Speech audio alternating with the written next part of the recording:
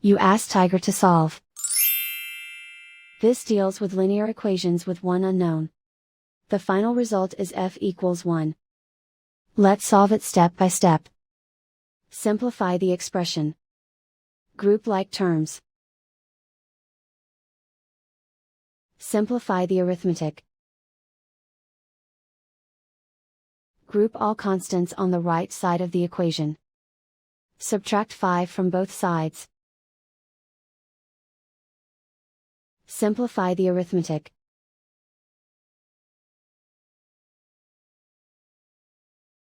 Isolate the f. Divide both sides by -5. Cancel out the negatives.